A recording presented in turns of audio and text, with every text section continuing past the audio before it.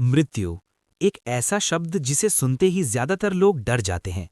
लेकिन जरा सोचिए, अगर कोई आपसे कहे कि मृत्यु कोई डरावना अंत नहीं बल्कि एक नई और रहस्यमयी यात्रा की शुरुआत है, तो आपको कैसा लगेगा? जिस पल कोई इंसान अपनी आखिरी सांस लेता है, उसी पल उसकी जिंदगी की कहानी खत्म नहीं होती, बल्कि एक नया अध्याय शुरू हो जाता है। ऐसा अध्याय जिसके बारे में हम आमतौर पर कभी सोच भी नहीं पाते। सबसे पहले, आत्मा बहुत शांति से शरीर से अलग होती है। इसमें ना कोई दर्द होता है, ना घबराहट। आत्मा को सिर्फ एक अजीब सा हल्कापन महसूस होता है और दिमाग पूरी तरह साफ हो जाता है। ऐसा लगता है जैसे अचानक सारी जिम्मेदारियां, सारे बंधन टूट गए हों। ये एहसास इतना अलग होता है कि धरती पर रहते हुए इसे महसूस करना नामुमकिन है। इसके बाद आत्मा खुद को एक ऐसी जगह पर पाती है जो उसे पहले से जानी पहचानी लगती है। कभी बचपन का घर, कभी कोई पुरानी जगह या कोई ऐसा कोना जहां उसकी यादें बसी होती हैं। ऐसा इसलिए होता है ताकि आत्मा को इस नए अस्तित्व में ढलने में आसानी हो, उसे अपनापन महसूस हो।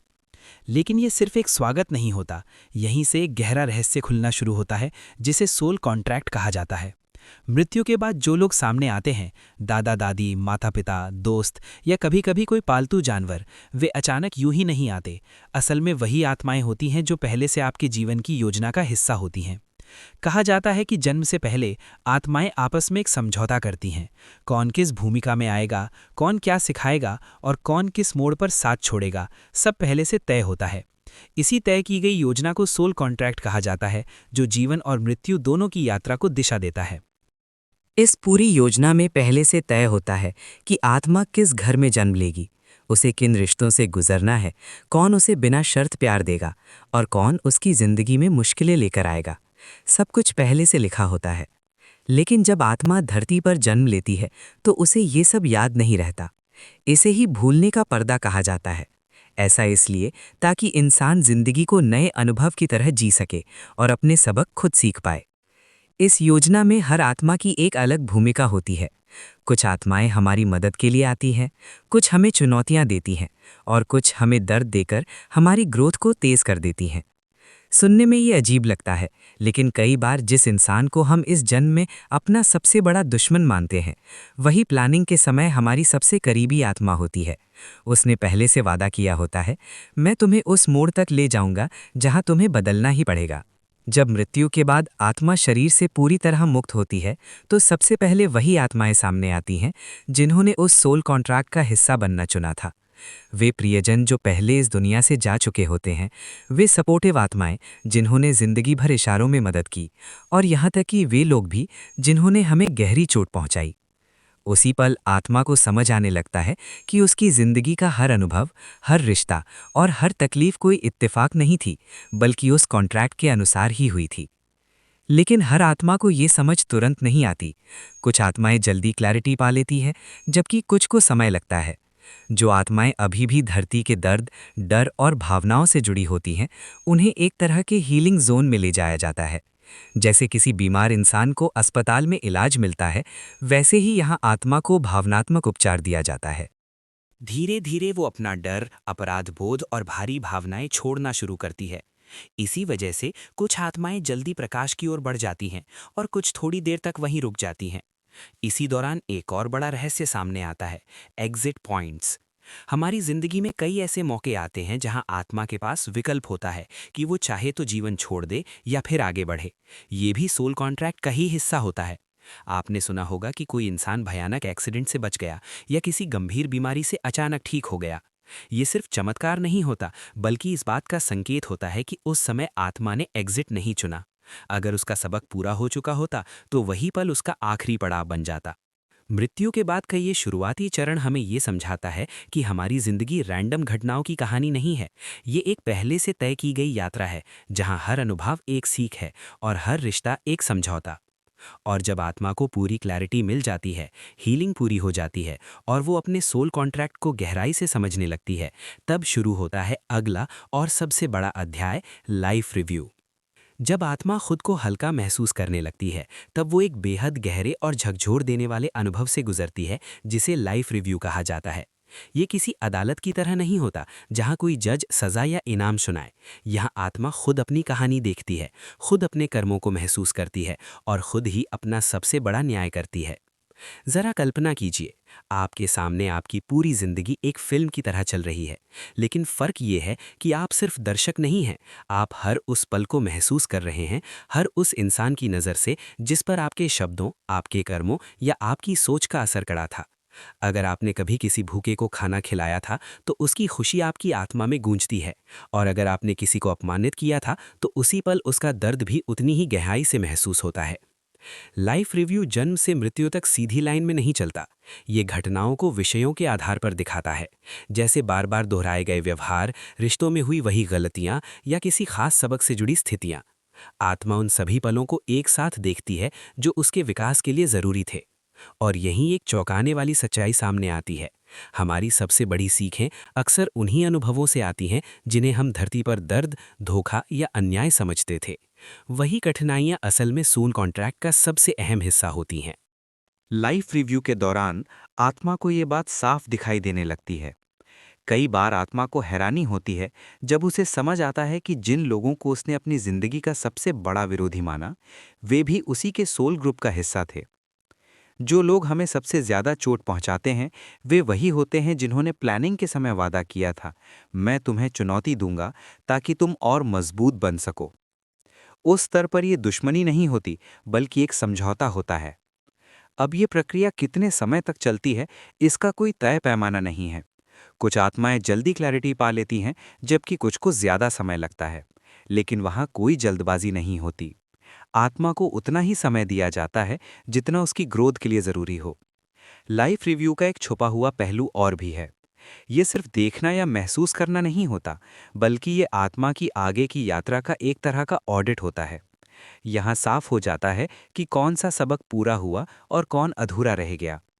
जो लेसन्स अधूरे रह जाते हैं, वे अगले जन्म की कहानी का हिस्सा बनते हैं। यही वजह है कि कुछ लोग जिंदगी में बार बार एक जैसी परिस्थितियों से गुजरते हैं। चेहरे बदल जाते हैं, हालात बदल जाते हैं, लेकिन चुनौती वही रहती है, क्योंकि सबक अभी पूरा नहीं हुआ होता। जब आत्मा ये पहचान लेती है, तभी अगले सोल कॉन्ट्रैक्ट में बदलाव होता है। और जैसे ही ये प्रोसेस पूरा होता है, आत्मा एक नए स्तर की ओर बढ़ती है।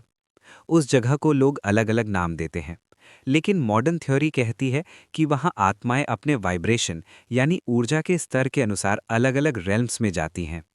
लोअर लेवल्स में वे आत्माएं होती हैं जो अब भी गुस्से, लालच, डर और आसक्ति में फंसी रहती हैं। मिडिल लेवल्स में वे आत्माएं होती हैं जो सीखने और आगे बढ़ने के लिए तैयार होती हैं। और सबसे ऊंचे स्तर पर वे आत्माएं पहुंचती हैं जिन्होंने सेवा, करुणा और शुद्ध प्रेम का मार्ग चुना होता है। ये सब सुनकर ऐसा लगता है जैसे मृत्यु के बाद भी यात्रा खत्म नहीं होती, बस एक नई क्लास शुरू हो जाती है। लाइफ रिव्यू उसका पहला बड़ा एग्जाम होता है, और जब आत्मा ये एग्जाम पास कर लेती है, तभी उसे आगे बढ़ने की अनुमति मिलती है। जब लाइफ रिव्यू पूरा हो जाता है और आत्मा अपने सही स्तर पर पहुंच जाती है, तब सोल कॉन्ट्रैक्ट का एक और हिस्सा सामने आता है, हमसे जुड़ाव। हाँ, मृत्यु के बाद भी आत्माएं पूरी तरह गायब नहीं होती। वे अपने प्रियजनों और सोल ग्रुप से अलग अलग तरीकों से जुड़ी रहती हैं। सबसे आम तरीका है सपनों के जरिए। जब हम सोते हैं तो हमारा मन शांत होता है और चेतना ज्यादा खुली होती है। यही वो समय होता है जब आत्माएं हम तक आसानी से पहुंच पाती हैं। लेकिन हर सपना आत्मिक संपर्क नहीं होता। असली सोल कांटेक्ट वाले सपने बहुत साफ, जीवंत और भावनात्मक होते हैं। आप जागने के बाद भी उन्हें भूल नहीं पाते। कभी उनमें कोई संदेश होता है, कभी सिर्फ एक मुस्कान या हल्का सा स्पर्श। ये आत्मा का ये बताने का तरीका होता है, मैं अब भी तुम्हारे साथ हूं। इसके अलावा आत्माएं हमें संकेत भी भेजती हैं। कभी अचानक वही गाना सुनाई देता है जो उस प्रियजन को पसंद था। कभी बिना वजह किसी खास खुशबू का एहसास होता है, फूलों की, अगरबत्ती की। कभी लाइट्स या इलेक्ट्रॉनिक चीज़ें अजीब तरह से रिएक्ट करने लगती हैं। ये सब संकेत होते हैं। आत्माएं इन्हें यूं ही रैंडम नहीं भेजती। ये सोल कॉन्ट्रैक्ट में लिखा होता है कि खास पलों पर जब हमें हिम्मत या मार्गदर्शन की ज़रूरत होगी, वे हमें संकेत देकर याद दिलाएंगी। लेकिन सवाल यह है कि कुछ लोग इन संकेतों को तुरंत महसूस कर लेते हैं, जबकि कुछ को कुछ भी क्यों नहीं दिखता। इसका जवाब है हमारी फ्रीक्वेंसी। जैसे रेडियो सही स्टेशन पर ट्यून हो तभी गाना सुनाई देता है, वैसे ही अगर हमारा मन डर, तनाव और भारी भावनाओं से भरा हो तो ये सिग्नल पकड़ में नहीं आते। जो लोग शांत, आभारी और खुले मन से जीते हैं, वे इन संकेतों को ज्यादा साफ महसूस कर पाते हैं। अगर आप भीतर से तैयार नहीं हैं या मन में डर भरा हुआ है, तो आत्माएं जबरदस्ती संपर्क नहीं करती। वे बहुत हल्के तरीके से संकेत देती हैं, जैसे धीमी फुसफुसाहट, और फिर इंतजार करती हैं, तब तक जब तक आप खुद ओपन न हो जाएं। यही वजह है कि कई लोग कहते हैं, काश मुझे भी मेरी माँ का कोई संकेत मिलता। असल में संकेत आते हैं, लेकिन हमारा परसेप्शन बंद होता है। कई बार आत्माएं सीधे हमारे विचारों के जरिए मदद करती हैं। अचानक दिमाग में कोई हल आ जाना, कोई नया आइडिया चमक जाना, या किसी मुश्किल स्थिति से निकलने का रास्ता सूझ जाना, अक्सर ये हमारी गाइड्स या प्रियजनों की सॉफ्ट मदद होती है। हम इसे अपना दिमाग समझ लेते हैं, लेकिन ये भी सोल कॉन्ट्रैक्ट का ही हिस्सा होता है। एक और ज़रूरी बात, हर आत्मा सिग्नल्स नहीं भेजती। कुछ आत्माएं जल्दी आगे बढ़ जाती हैं और अपनी अगली यात्रा में लग जाती हैं। वहीं कुछ आत्माएं जो अटक जाती हैं, वे संकेत देती हैं, लेकिन उनके संकेत भारी होते हैं, जैसे बेचैनी, डरावने सपने या अचानक मन का बोझिल हो जाना। इसका मतलब ये नहीं कि वे बुरी हैं, असल में वे मदद मांग रही होती हैं।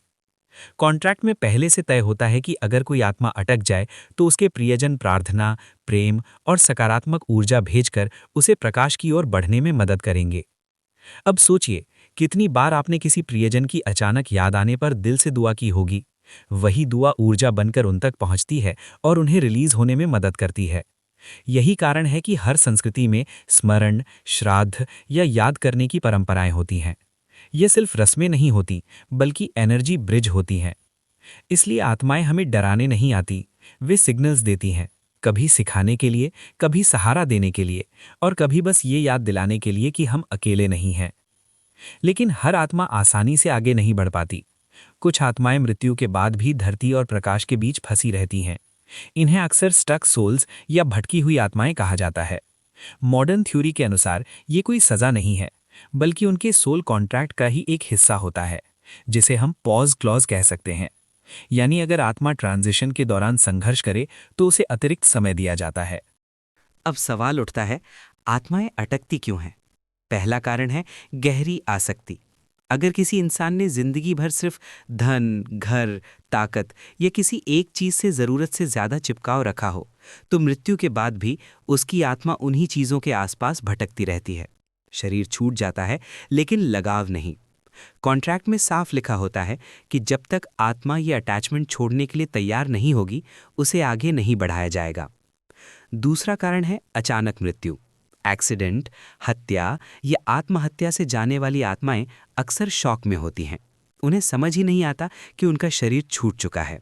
वे अपने पुराने रूटीन दोहराती रहती हैं, घर में घूमना, परिवार से बात करने की कोशिश करना, लेकिन जब कोई जवाब नहीं मिलता तो कन्फ्यूजन बढ़ता जाता है और वही उन्हें अटका देता है। तीसरा कारण है लत और वासनाएं।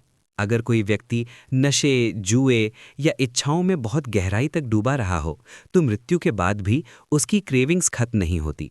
शरीर चला जाता है, लेकिन इच्छा की ऊर्जा रह जाती है।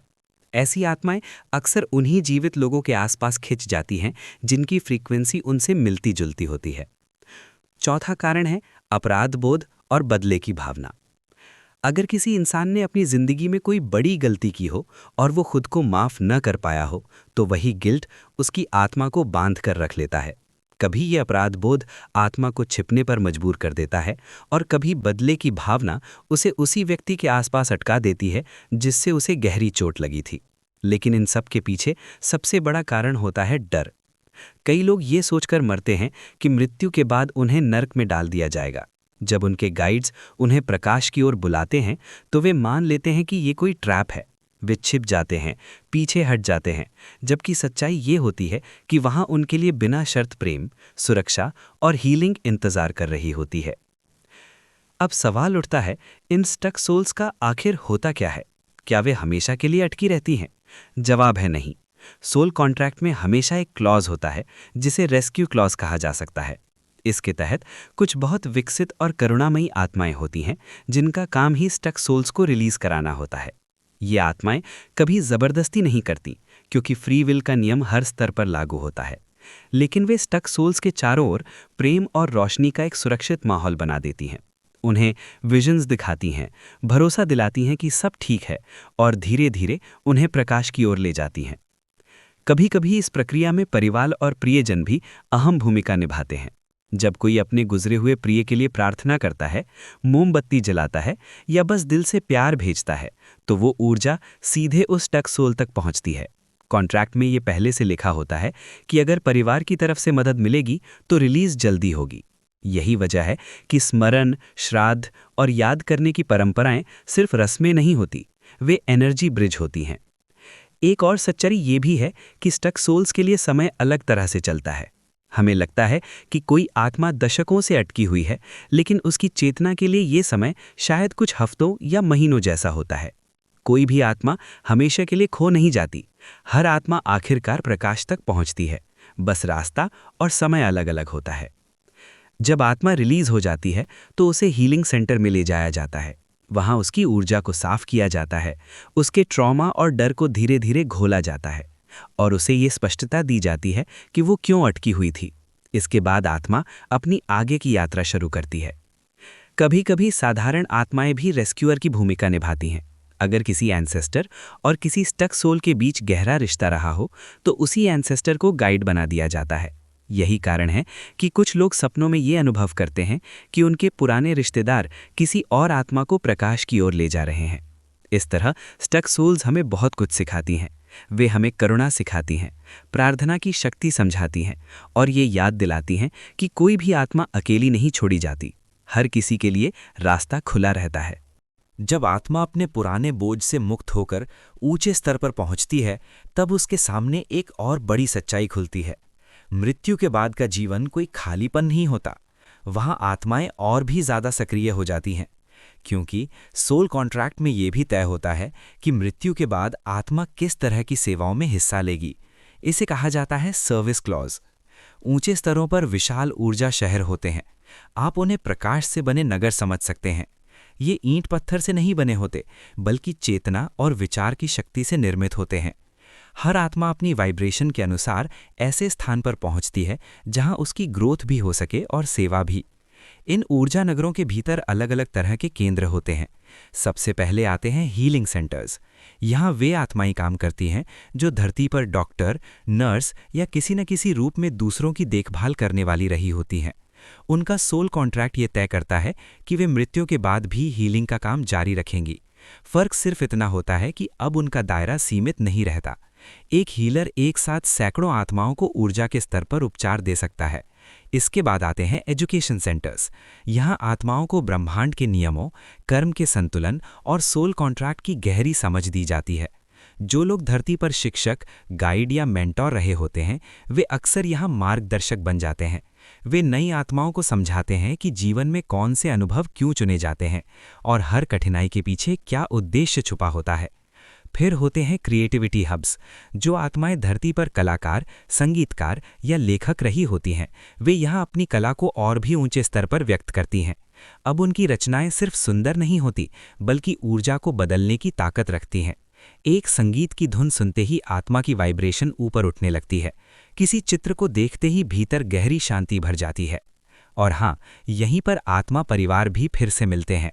वे आत्माएं जो अलग अलग जन्मों में किसी न किसी रूप में एक दूसरे से जुड़ी रही होती हैं, यहाँ आकर दोबारा साथ होती हैं। बिना किसी भ्रम के, बिना किसी दर्द के, सिर्फ पहचान और अपनापन। ये सब मिलकर ये एहसास दिलाता है कि मृत्यु के बाद का संसार कोई खाली जगह नहीं है, बल्कि एक बहुत ही व्यवस्थित, अर्थपूर्ण और जीवंत व्यवस्था है, जहां हर आत्मा सीखती भी है, चंगा भी होती है और दूसरों के लिए कुछ न कुछ योगदान भी देती है।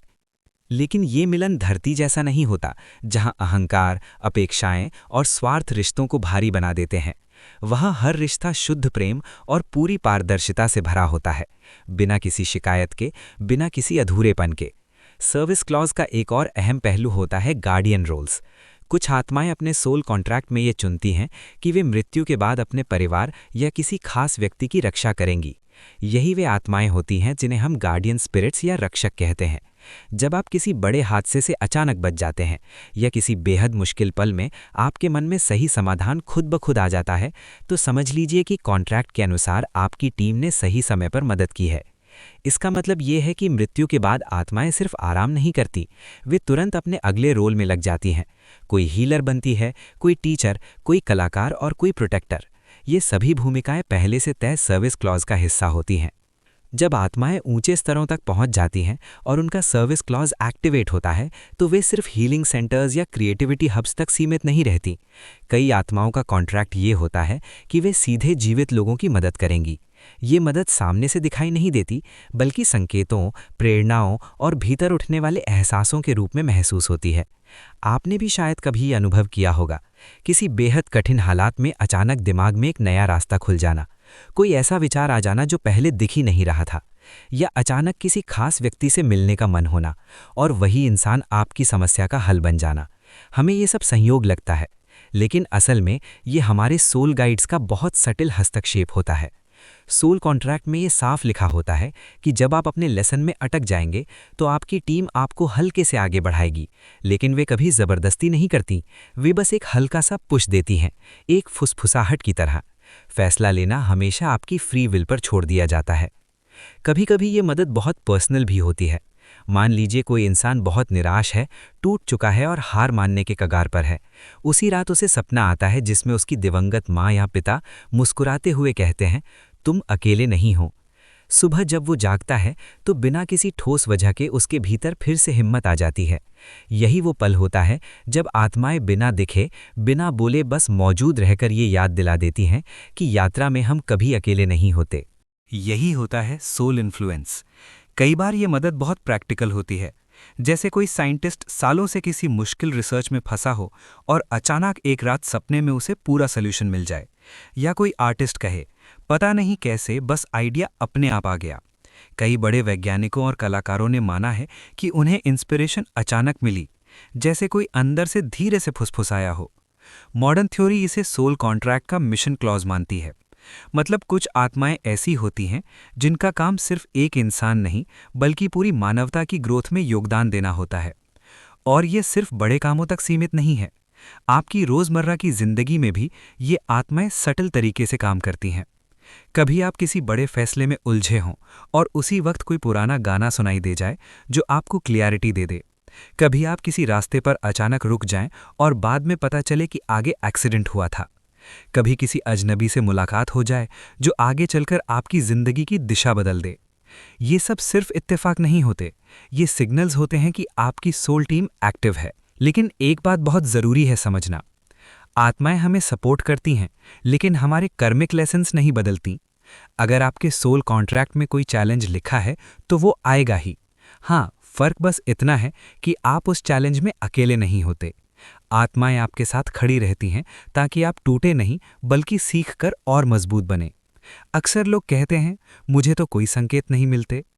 सच ये है कि संकेत सबको मिलते हैं, लेकिन हर कोई उन्हें पहचान नहीं पाता। अगर मन डर, गुस्से और चिंता से भरा हो तो ये सूक्ष्म आवाज़ें सुनाई नहीं देती। लेकिन जब आप शांति, ध्यान और आभार की अवस्था में होते हैं तो वही संकेत बहुत साफ महसूस होने लगते हैं। यानी मृत्यु के बाद आत्माएं बस दूर से देखने नहीं बैठ जाती, वे हमारी जर्नी की पार्टनर बन जाती हैं। कभी हमें रोकती हैं, कभी हल्का सा धक्का देती हैं और कभी बस चुपचाप साथ खड़ी रहती हैं। अब एक और गहरी बात, कुछ आत्माएं ऐसी होती हैं जिनका सोल कॉन्ट्रैक्ट सिर्फ एक परिवार या व्यक्ति तक सीमित नहीं होता। उन्हें कहा जाता है मिशनरी सोल्स। जब ये आत्माएं हायर रियल्म्स में पहुंचती हैं तो उनका असली काम शुरू होता है। वो समाज और संस्कृति को नए विचारों, प्रेरणाओं और सोल सिग्नल्स के जरिए नई दिशा देती हैं। इसीलिए कई बार कोई वैज्ञानिक कहता है, सॉल्यूशन मुझे सपने में मिला, या कोई लेखक कहता है, ऐसा लगा जैसे कोई अंदर से लिखवा रहा हो। ये महज संयोग नहीं होते, ये वही आत्माएं होती हैं जो कलेक्टिव कॉन्शियसनेस को गाइड कर रही होती हैं। मॉडर्न थ्योरी कहती है कि ये आत्माएं विचारों को एनर्जी पैकेट्स की तरह भेजती हैं। कोई लेखक अचानक सैकड़ों पन्ने लिख देता है, कोई म्यूजिशियन ऐसी धुन बना देता है जो लाखों दिलों को छू जाती है। और ये सिर्फ कला या विज्ञान तक सीमित नहीं है। जब समाज किसी मुश्किल दौर से गुजर रहा होता है, अन्याय, नफरत या अंधेरे के समय, तब भी ये आत्माएं सटल पुश देती हैं। तभी कोई लीडर या रिफॉर्मर अचानक सामने आता है और लोग उसकी बात सुनने लगते हैं। लेकिन याद रखिए, ये आत्माएं हमारे कर्म नहीं बदलती, ये सिर्फ बीज बोती हैं। उन बीजों को बढ़ाना या नज़रअंदाज करना हमारी फ्री विल पर निर्भर करता है। अब आते हैं सोल कॉन्ट्रैक्ट के एक बेहद अहम हिस्से पर, प्रोटेक्शन क्लॉज। अगर आपकी ज़िंदगी में कोई बड़ा खतरा आने वाला हो और वो खतरा आपके कॉन्ट्रैक्ट में लिखा ना हो, तो आपकी सोल टीम हस्तक्षेप कर सकती है।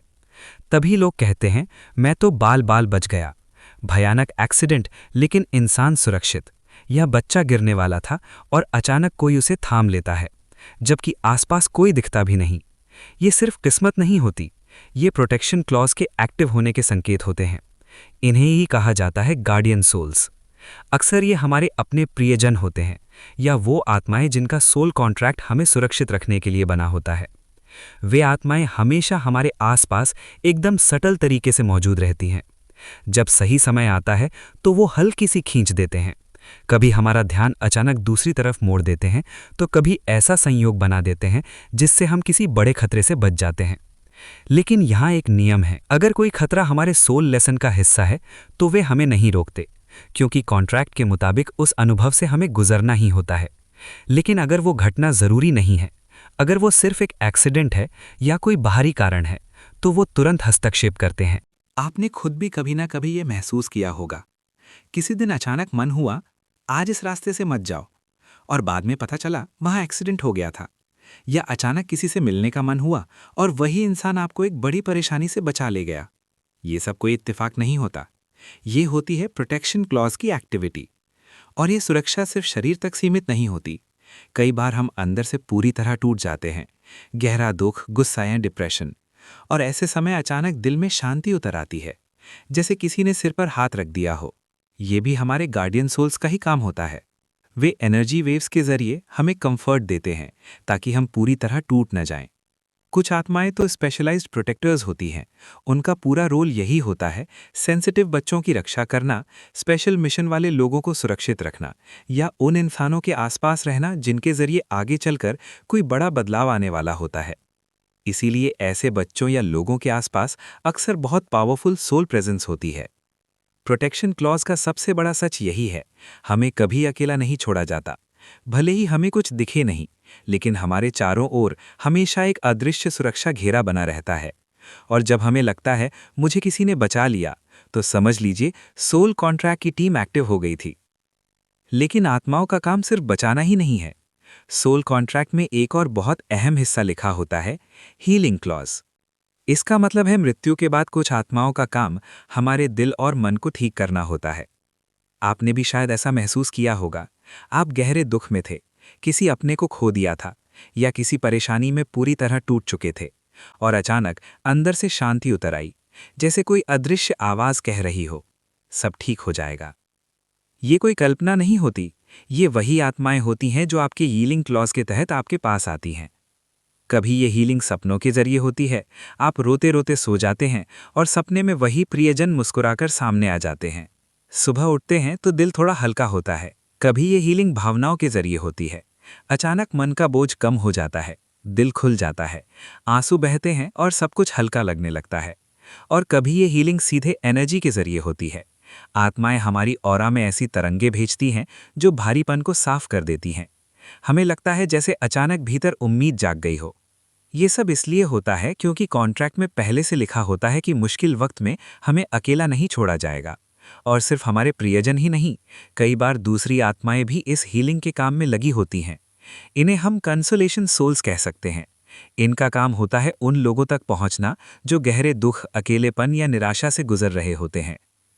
ये आत्माएं बिना किसी आवाज के, बिना कोई चेहरा दिखाए, सिर्फ एनर्जी के लेवल पर हमें थाम लेती हैं।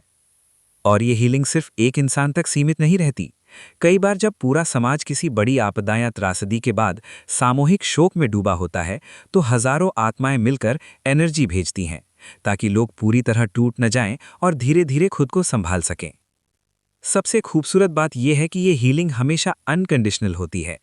आत्माएं ये नहीं देखती कि आप इसके लायक हैं या नहीं, वे बस प्रेम के कारण हीलिंग करती हैं।